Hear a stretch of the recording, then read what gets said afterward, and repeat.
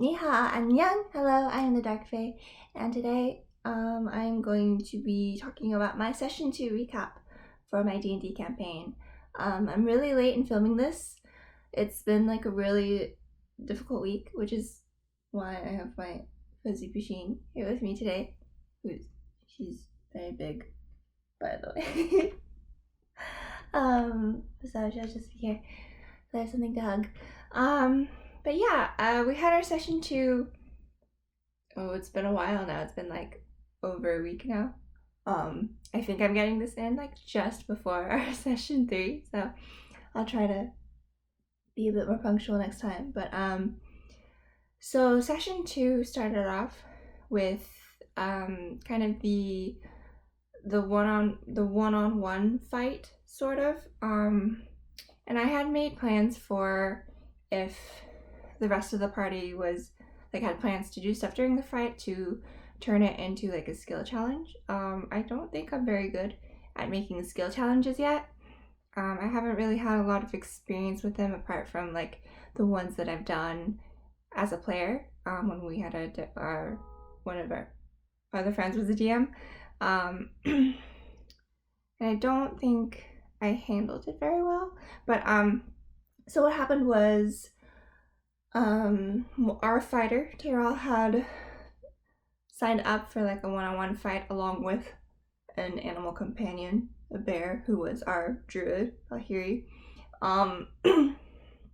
So like the barkeep in charge of like running the fights, I had her like find someone suitable who also had an animal companion to fight with, so it ended up being kind of like 2-on-2.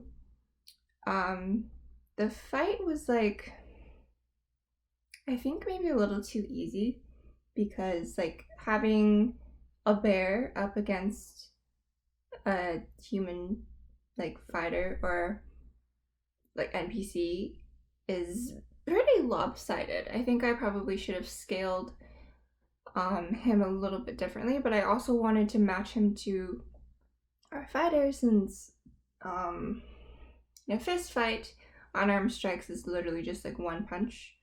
And I think the wolf companion made up for it, but I don't. It still wasn't that great. But then so I had them roll initiative, and then during we went through initiative rounds basically, and if any of the other characters who weren't in the fight wanted to do anything, they could do that on their turn.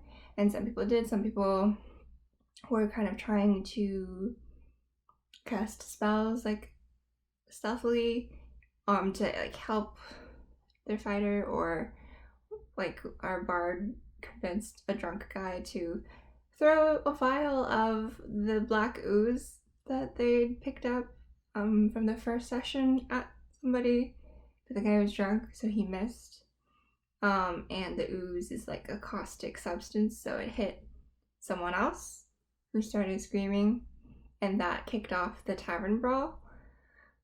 But one of the things that I found in this session, that it might just be because of like my inexperience, or it might be it's probably my inexperience, but like when I have them roll certain things and then they get like a bad outcome, I feel like I don't really know how to handle it sometimes. Like if they roll shitty on one of their stealth checks to cast a spell and they roll like an 8, which is below like the base passing perception or anything like that, then I'm like, oh, okay, well, some people in the bar notice them. Crap, what are the consequences of this? Like I don't really, and I don't know, I haven't really been able to judge like what the consequences of like the failures are, I guess. And then like, yeah, I think I'm just not quite used to like role playing all the different characters in a setting and like keeping track of what all of them are doing or what they can do. So I think that's something that I need to plan out a little bit better and like have a path for a success and also a failure, and like maybe an in-between for whenever I ask them to roll, because otherwise maybe there's no point in me asking them to roll, and that can just be something that happens.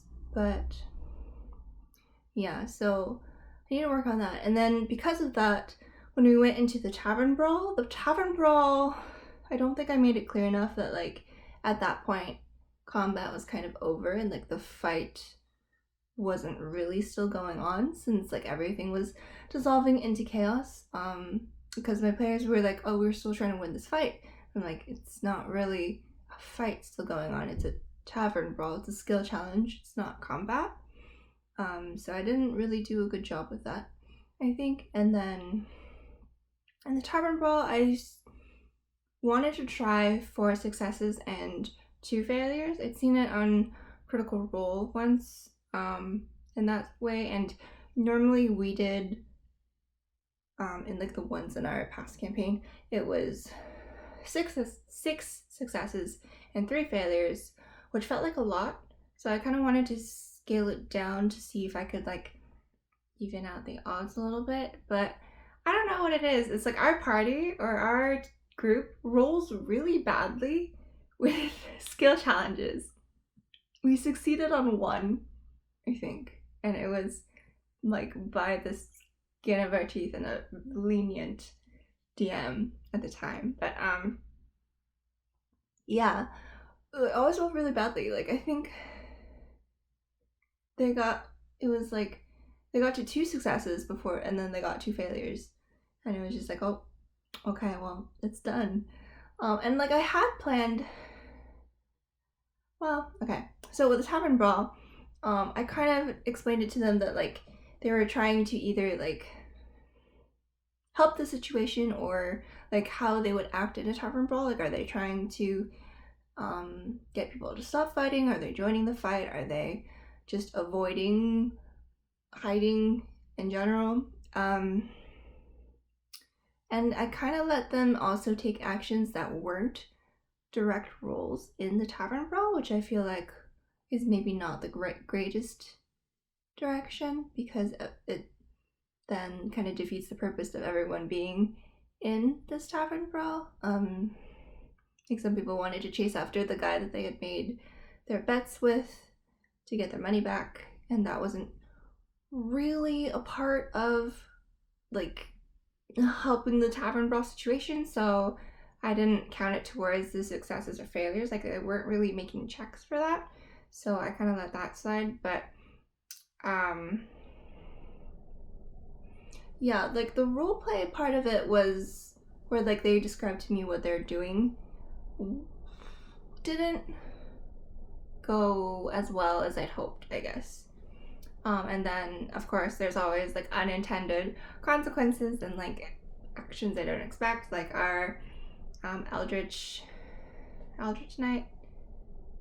Yeah, he used Burning Hands to try to catch like up into the air to like try to catch people's attention, and I think he rolled a 1, and so that damaged the bar and the like upstairs balcony and like the pillars. So that was bad. So because they ended up failing the skill challenge, like I had planned like a couple different consequences or like outcomes if they succeeded or if they failed.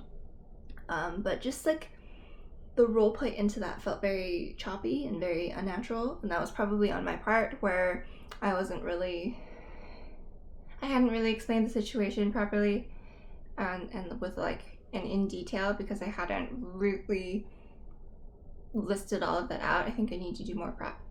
I do much better when I over prep versus under prep, and I think I under prepped for this. Yeah, I'm not as comfortable doing like the like improv or like coming up with things on the spot. Kind of makes me anxious when I don't know like what I'm doing. So I think if I over prep, that actually helps me more. And like any of the unused stuff I can use later. But it kind of became, and at the end of the tavern brawl, it kind of became like I kind of didn't know what to do, so my players didn't really know what to do, or it kind of turned to like one track a roleplay that maybe kind of what is the word, like overrode what some of the other characters wanted to do or were trying to do, so it kind of just ended up like, oh, this is what happened because of one player's actions. He did Zone of Truth on the guy who he convinced to throw the ooze vial, and the guy was drunk, and I rolled at disadvantage a not a Constitution saving throw. It was an insight check, I think, to where like, but he got through the deception check. Oh no, our bard like minor illusioned a nose on him to try and get the guy who threw the ooze to not recognize him. And I rolled an insight check at disadvantage against his deception check. He rolled 15 on his deception. Wisdom, I rolled a natural 15 and 17, so at disadvantage, it still passed. So he still recognized him, and then he cast Zone of Truth on him, and he obviously pointed him out. So then the bartender was like, well, it's your guys' fault. You're going to have to pay for all the damages. And I think quite a few of the players are kind of pissed about that. Because for the damages, I think I said, I don't know what things cost in D&D. I probably need to look that up, but I said it costs 150 gold for, the burning hands and the column and like all the destroyed furniture and all the stuff. So I said 150 gold, which they couldn't pay at the time because this is literally the second session. But like, they haven't gone on any quests, they haven't done anything. This is literally the first thing that they've done basically in this world, and so they can't pay it. So they agreed basically to do a favor for someone. Like Rasha owes another character, Fernay, who's like a goth elf who's really cool and my favorite NPC to roleplay right now, a favor. So she said that if their group does the favor for her for Fernay, then she'll let them off the hook for the money, but they're also kind of banned for now while the bar is fixed up and all that. So that was kind of a mess. It kind of did get them on a track that I wanted because I do really like this character and she has interesting possible arcs. Not really sure what to do with, like, because sometimes I feel people's roles influence kind of their enjoyment or the way that they feel at the table. So like, if you get one shitty roll, like if you roll a 1 or on something and like you end up having to deal with consequences or like things just don't end up going well, some players will kind of stop enjoying playing for the session or for a little bit after, and like, I don't really know what I should do in those cases to like, because they're not receptive to like me trying to bring them back in, or like they're not receptive to what the group is doing afterwards, and it's kind of shitty. But I think at some point there's not a lot I can do, and I just kind of have to go with it and then like see if I can bring it back in the next session. But so they agreed to do a favor for Fernay, and then they took a long rest, and the next day they went to see Fernay first instead of the castle guard for their like reward for killing the ooze the day before. I kind of expected them to go to the guard first, but it was okay that they went to Fernay because she has some overlapping quests as well. But I think the castle guard had more of a variety, more of a like there was more choices to either stay within the Siscorian keep or to travel outside, or yeah, those are the only two options, huh? But then with Fernay, it's mostly, it was a bit more limited with like the people that they could interact with or the places they could go. But anyway, they ended up going to Fernay's shop which is the Crow's Quill, which is a really cool shop, and I don't think I've explained it well enough to them, and I really want to try to do that better. But basically, she collects items through legal or illegal means, but she's kind of like the go-to person if you want to get something or if you want to trade information. And I offered them 2 quests. One of them is like there's a thief within the Siscorian Keep who the castle guard thinks is involved, like is involved with Ferney, or like she's kind of being framed for it, and she wants them to catch the thief and clear her name. Or they could travel to the Yurkasi forest to collect like an item for her. And the item is like a special kind of like skull with like bony ridges that kind of go along its ridge. Sorry, not ridges that go along. It would be like bony like spines kind of that go along the ridge. So they chose that one, and I'm actually pretty excited because that story arc is, well, it's not really a story arc. It's like one of my favorite regions that I've come up with, and like it like ties into other places as well where I'm really excited to actually like get into and like kind of show them like what I've created. Because in the Siscorian Keep there isn't like a whole lot of variety. There's not a whole lot of like cool shit, to be honest. I mean there is, but it's not as interesting, I think, as the world around them. So I'm excited that they are venturing out of the Siscorian Keep, honestly, because there's a lot of cool stuff in all of, like the evilly regions around it. So yeah, I'm excited to like for them to go there, and then I can potentially tie in some people's backstories. They did go and do some research in the found archives at the Siscorian Keep first. They wanted to, let's see, Valhyrie, or Druid, wanted to look up the history of the Forest of Rot because she's trying to find out what's causing it to rot. Our Warforged fighter, Ivar, is researching, what was it? Anything about kind of the skulls.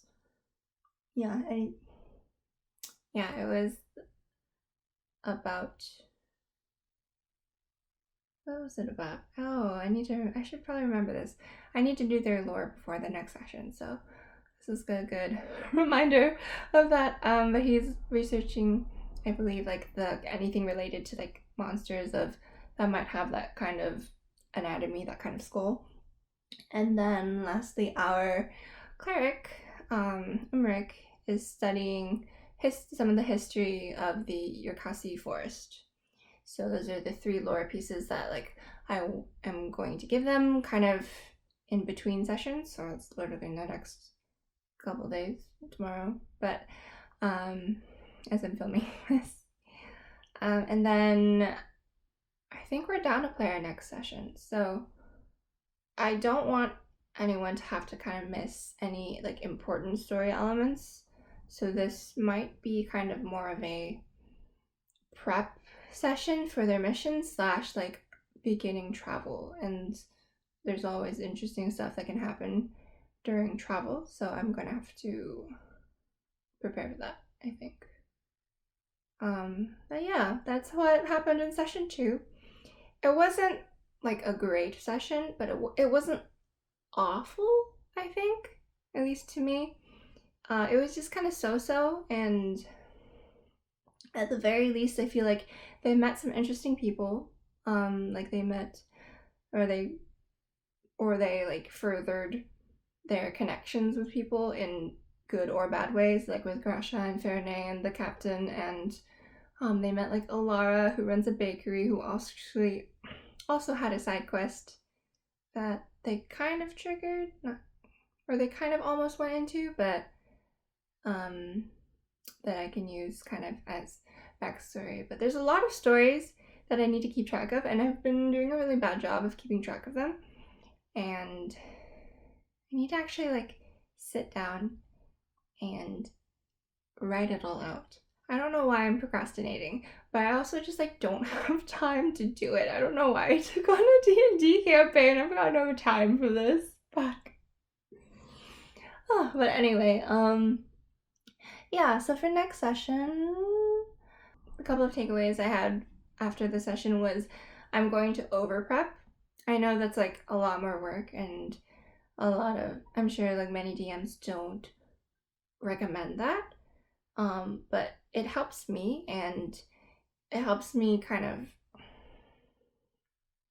I don't know, it just helps me plan better, and like to have like to kind of account for a lot of the possibilities, and so that way I'm never kind of caught with, oh shit, I don't know what's going on. And I don't want to have that turn into something that is not up to like my standards, I guess, of play. Like I don't want it to turn into like a shitty experience because I wasn't prepared for it, you know? So, yeah. That was my session 2. I hope session 3 goes better. I'm still getting used to being a DM because I've never, those confessions of a first time DM, I've never DM'd a campaign. So it's interesting. I do miss being a player, I feel like. But I have another group that we sometimes meet, so I get to be a shadow monk there. So that's fun. But yeah, thank you for watching. I hope you're having fun following along with my D&D campaign, and I hope if you're playing one, you're enjoying yours. Leave a comment down below if you are in a campaign and what it's about and what your character is, because I always love to hear about what other people are doing in D&D. But yeah, thanks for watching. Pusheen says thanks. I can't wait properly. Pusheen says thanks. And I'll see you guys next time. Bye bye.